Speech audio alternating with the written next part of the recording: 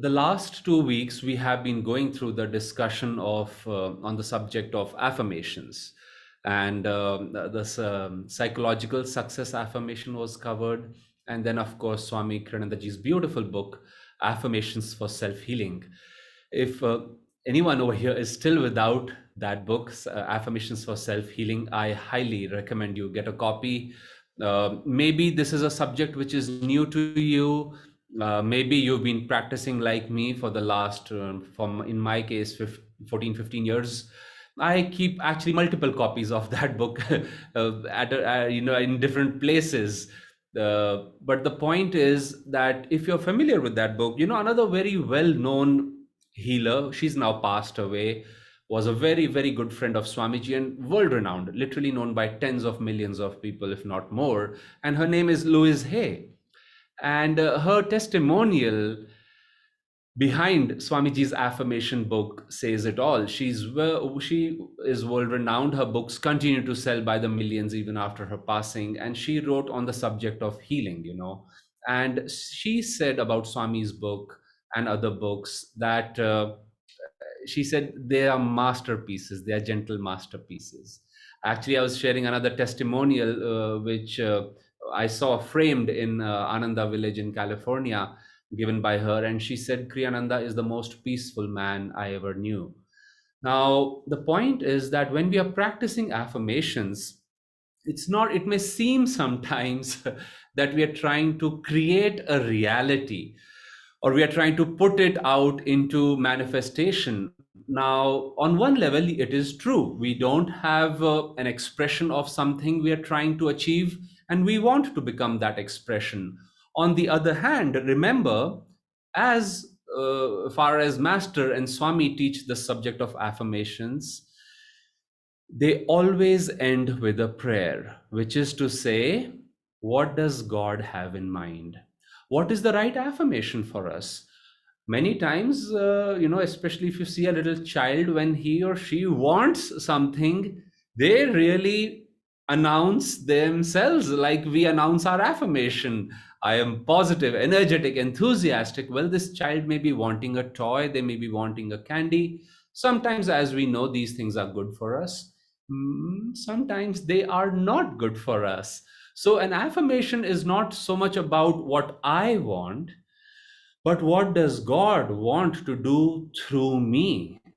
And Swami says these are soul qualities. This is your soul nature. These are qualities, these are states of being that are equally available to everybody. But as Master said, because of wrong thinking, forgetfulness, ignorance, he says we have come to a destination which is not, you might say, where we wanted to be. And hence, to go back to the original place, go back to that God intended state for you, for me, in every aspect of life, Master says a clear, positive statement of truth can be very beneficial. And of course, it has been covered in the previous class that that is what an affirmation is.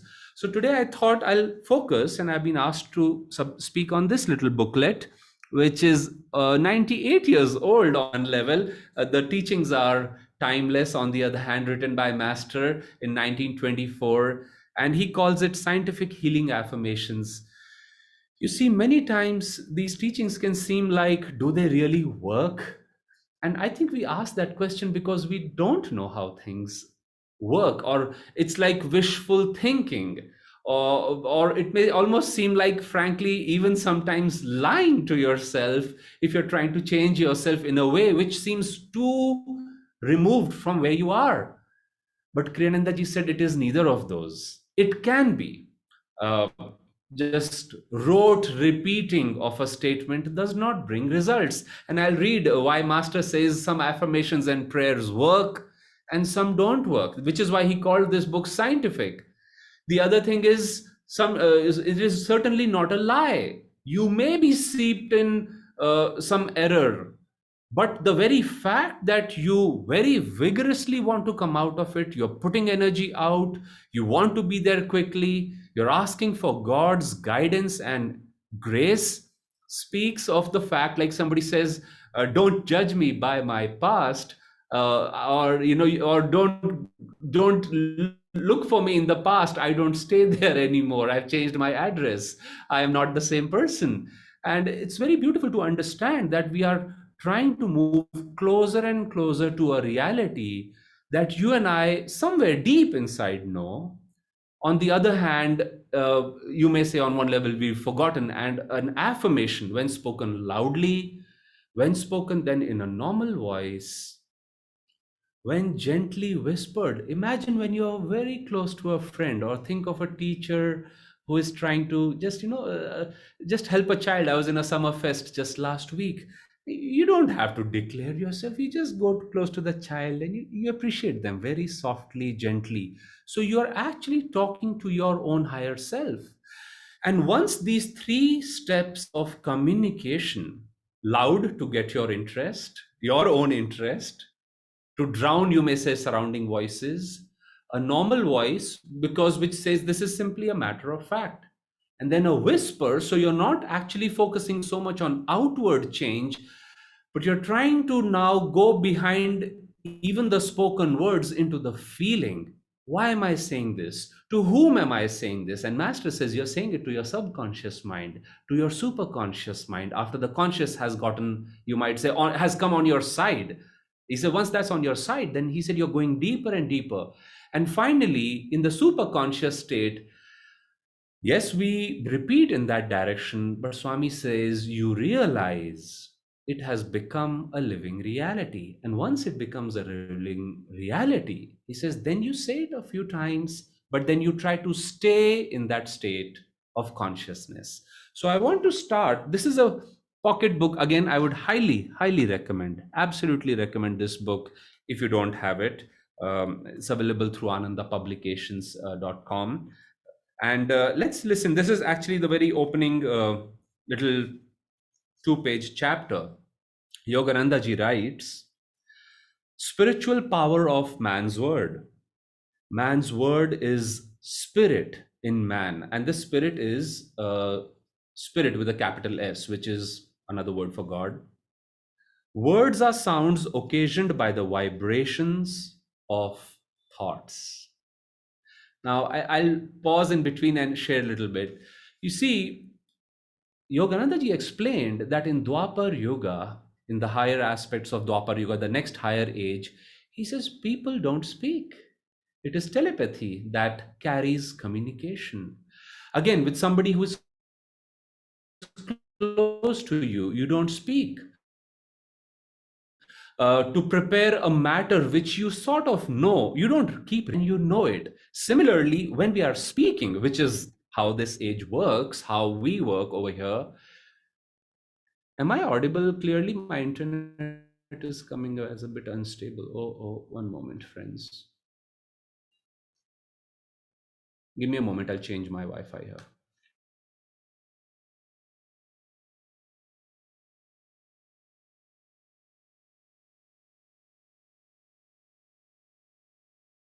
That time, you don't speak so much. And Master is saying over here, words are sounds occasioned by the vibration of thoughts. Thoughts are vibrations set forth by the ego or by the soul. Every word that leaves your mouth ought to be potent with your genuine soul vibration.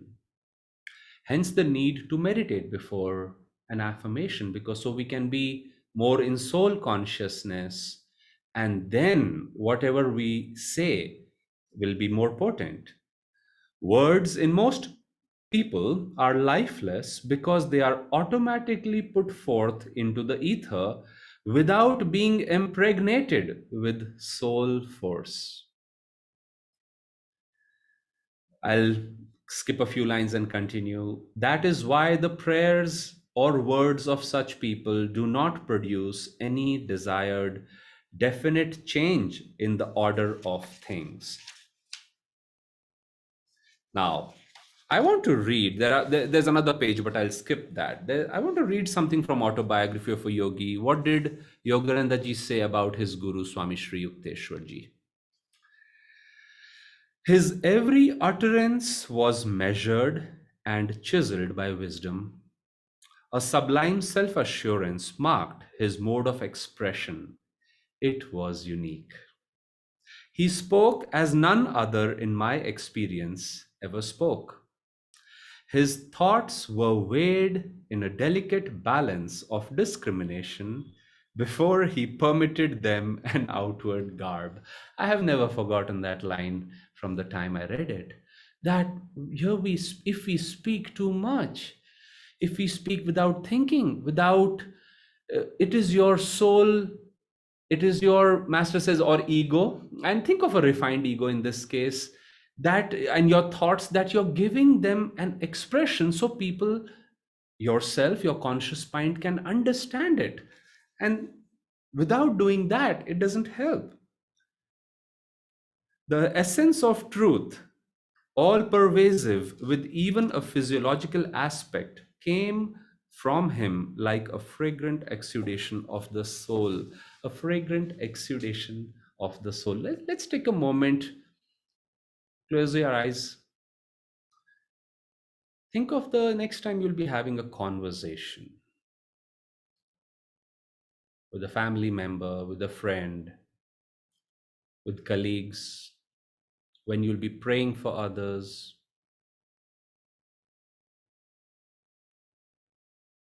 Think of your speaking as a conscious, balanced expression of your inner feelings.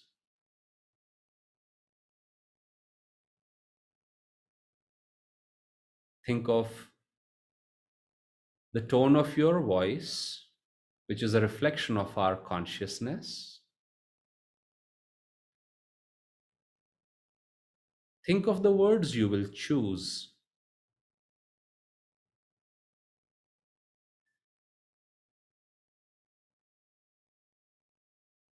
And now, keeping in word, I'd like us to listen to a few suggestions by Yogananda ji. He called them preliminary rules to be observed before affirmations. These are point-wise, I'll read them that way. Sit facing north or east. Close your eyes, concentrating your attention on the medulla, unless otherwise directed.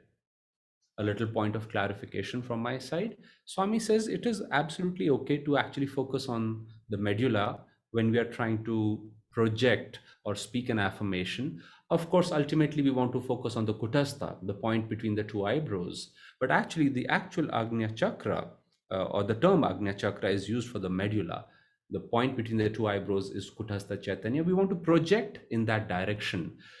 But to have the conviction of your projection, that conviction often comes more from the medulla when we're projecting, because we are bound by the ego, and being aware of the medulla in a good way, in a way of, now I want to offer from the medulla, is a wonderful attitude, Master and Swami said. Then he continues, keep spine erect, chest high, abdomen in, relax completely, take deep breaths and exhale thrice. I'll skip a few lines, just repeat some phrases. He says, withdraw your body and your thoughts from different sensations. Withdraw the sensations. Next, he moves to the mind. He says, fill your mind with devotion. Let's do this. The gratitude for the teachings, for these direct words of Master, for his power behind our practices. Then he continues, fill your mind with will. Feel devotion in the heart. Cast away anxiety, distrust, worry. Realize calmly that the divine law works and is all powerful only when you do not shut it out by doubt or disbelief. Finally, he says, forget what it is that you want to be healed.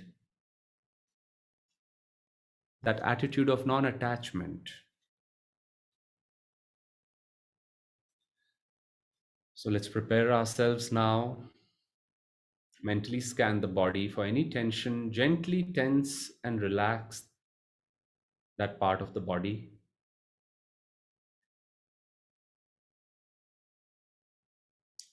Now feel that you're living from inside out, running through the center of the body. Imagine or try to feel the energy spine. Keep your gaze uplifted.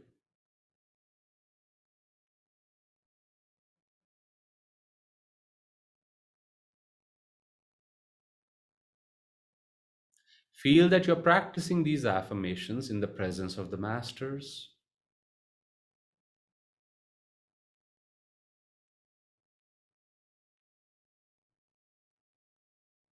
And now let us repeat this affirmation by Yogananda ji. I will say it one time for us all to listen, and then we will start repeating. Today, I will welcome all life's tests because I know that within me is the intelligence to understand and the power to overcome all tests. Let us repeat this loudly now. Today, I will welcome all life's tests because I know that within me is the intelligence to understand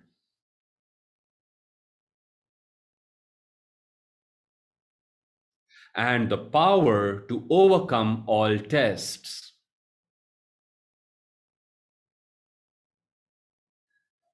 Now, in a normal voice, today I will welcome all life's tests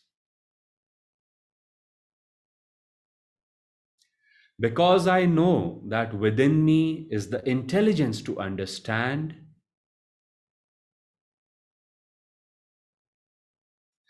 and the power to overcome all tests.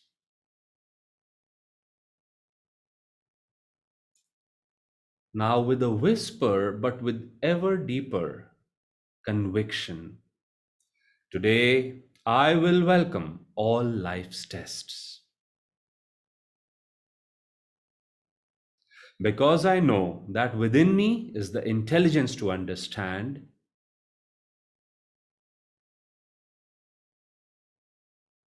and the power to overcome all tests.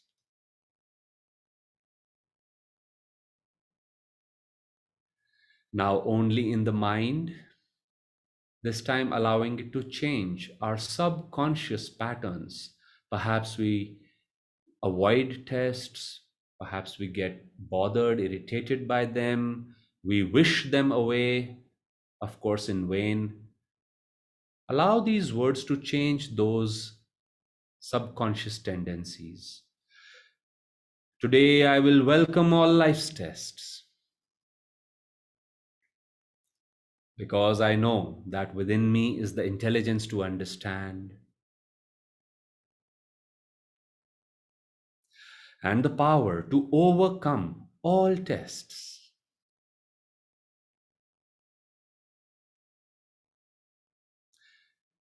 And now, one final time, making this our super conscious living reality.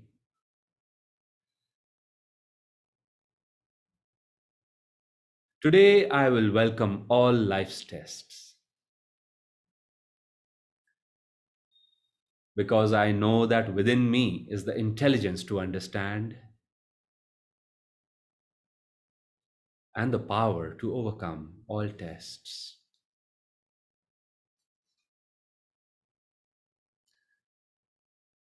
Let us take a few moments to allow this realization to manifest itself in our thoughts, in our beings.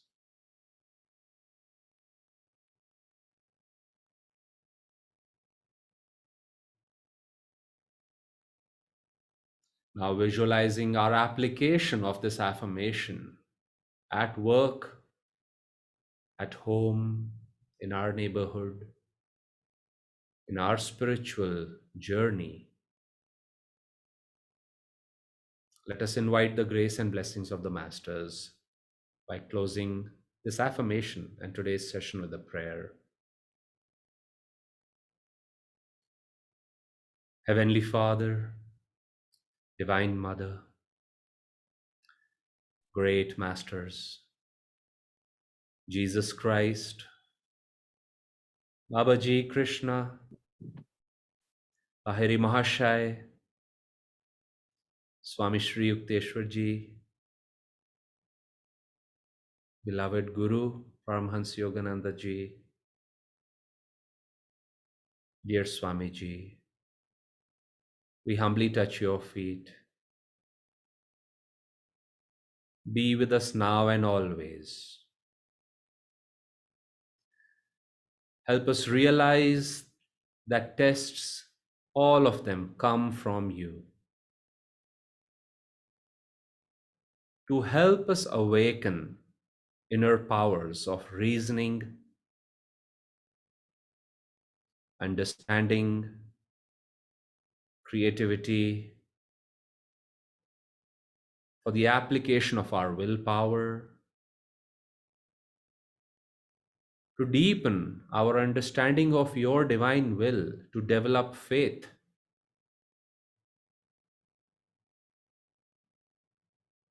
to learn our next lesson in this journey of life. Give us the strength to understand and overcome these tests by your power.